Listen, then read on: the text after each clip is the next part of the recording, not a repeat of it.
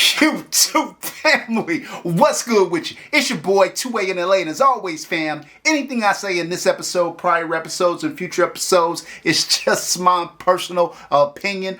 Don't take it as fact.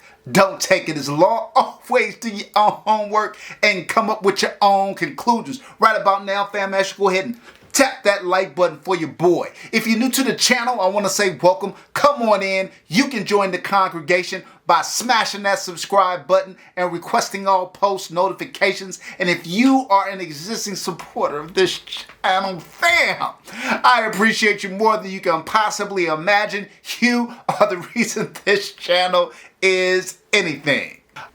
All right, fam, let's get this episode rolling. So we have got another good one for you today, fam.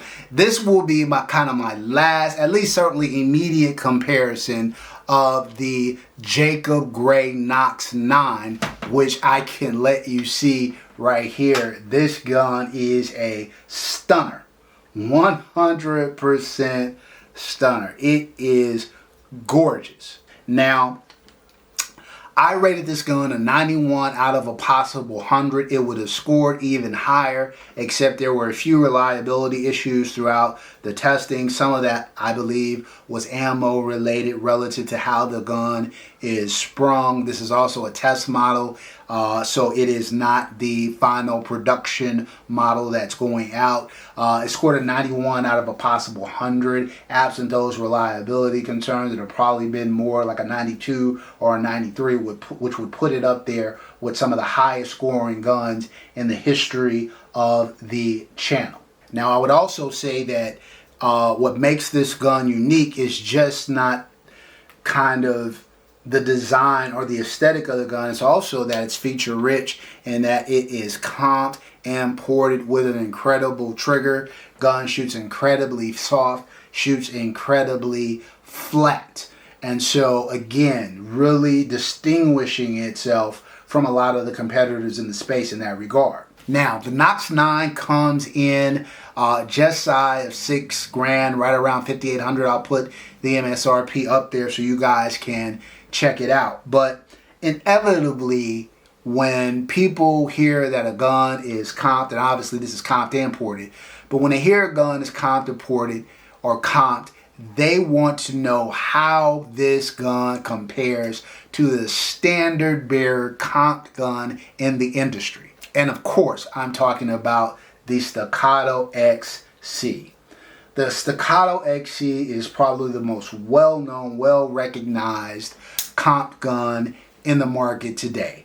And rightfully so. It is an amazing shooting gun. Reliability is top-notch. There are people out here who use the XC for duty purposes. That's how reliable this gun is. It is flat, it is fast, it's amazing gun. And of course, I've enhanced this gun to take it up a notch. I sent it out to Vulcan Machine Works. They've added their grip, they've added the red dirt trigger to it, and this took an already good gun. I think this gun rated somewhere like an 83 or 84 out of the box, and once you upgraded the grip module and the trigger, took this gun up to an 89. And I would tell you that my XC will shoot with any of the other guns in my collection. I'm not saying it's as good as them or better than them. I'm just saying if I'm shooting an Atlas gun and I'm shooting my XC,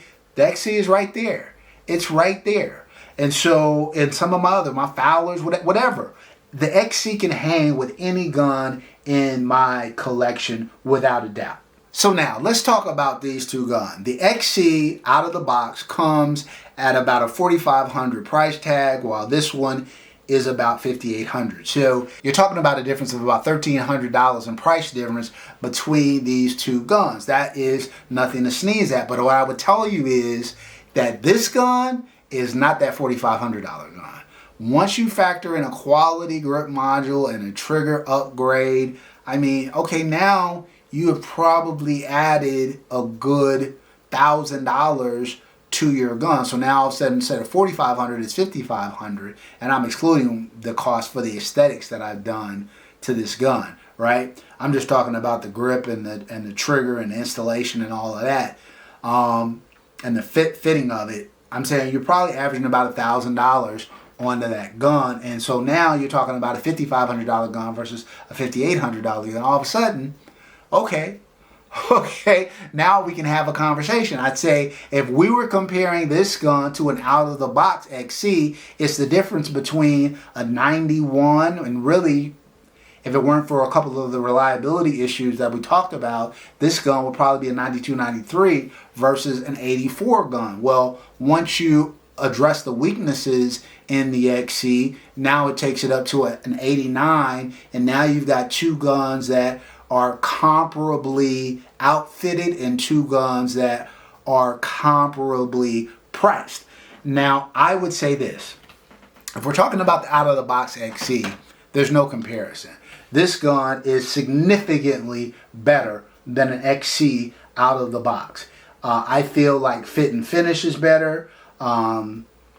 Everything with the exception of maybe reliability, I would say, is better. And I would say my other Jacob Grey guns are incredibly reliable. Again, this is a test model, and so I'm granting this gun some grace. I'm throwing it some bail because I feel like when the actual production models go out, you're going to see all these little small issues kind of fine-tuned out of them, and I will do a subsequent review when I get my own personal Knox, and we will re-rate it at that point.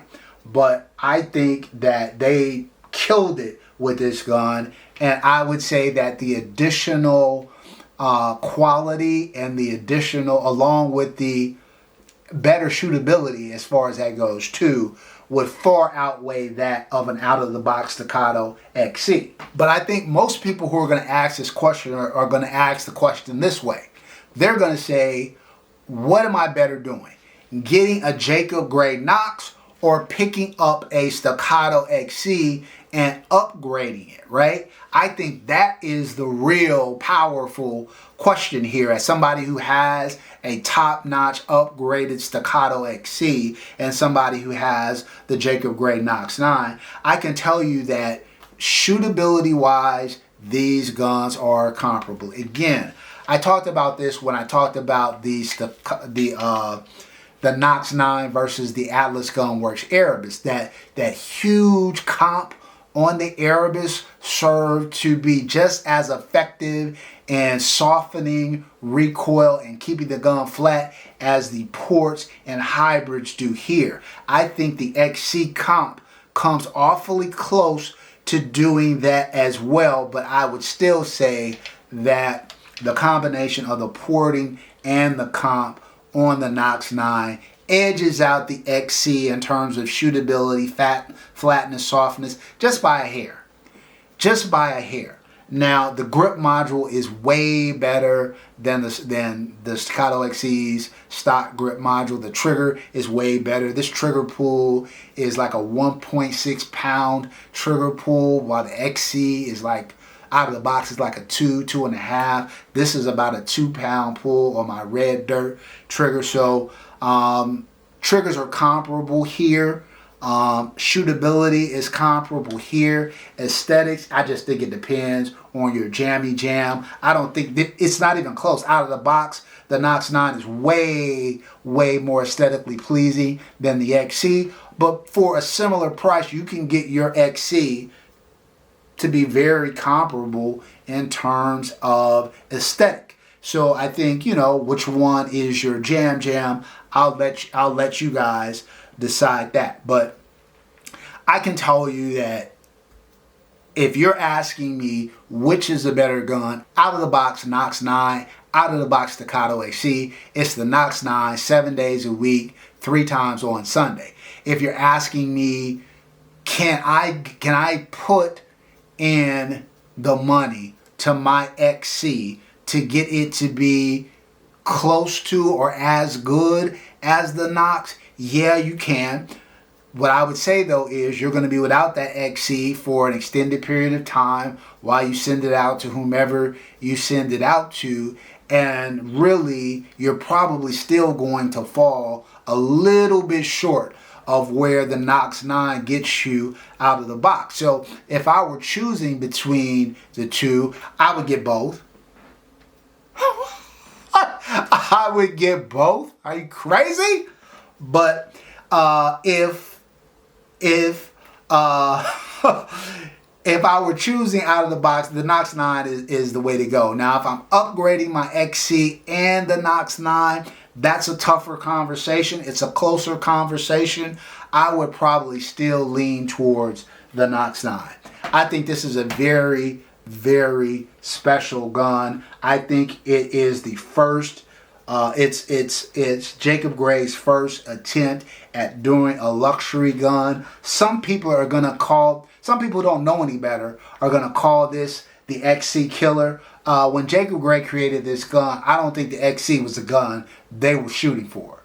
I think they had every intention to leapfrog over the XC to try to get in conversations with companies like Atlas, conversations with companies like Fowler, conversations with companies like Combat Precision. And I think they did a good job in doing that. I've done comparison videos with this gun on with all of those companies, and it was very, very favorable at, quite frankly, a lesser price point. And so, yeah, I think if you already have an XC and the choice isn't, oh, should I sell my XC or whatever? No, if you've already got an XC, it's already in your collection, yeah, upgrade your XC and you can get it so that it performs very close to this gun. You can also get it so that it has a similar look and feel as this gun. But if you're thinking about buying and which gun should I buy tomorrow, the XC or the Jacob Grey, is the Jacob Grey worth the extra coin? I'm going to say yeah. I'm going to say yeah. Jacob Grey did an excellent job with the Nox9. I'm ecstatic that they sent this out to the channel for me to review it. So much so that I'm spending my own hard-earned coin and picking me up one. All right, that's it for this episode, fam. Until next time, as always, take care of one another and peace.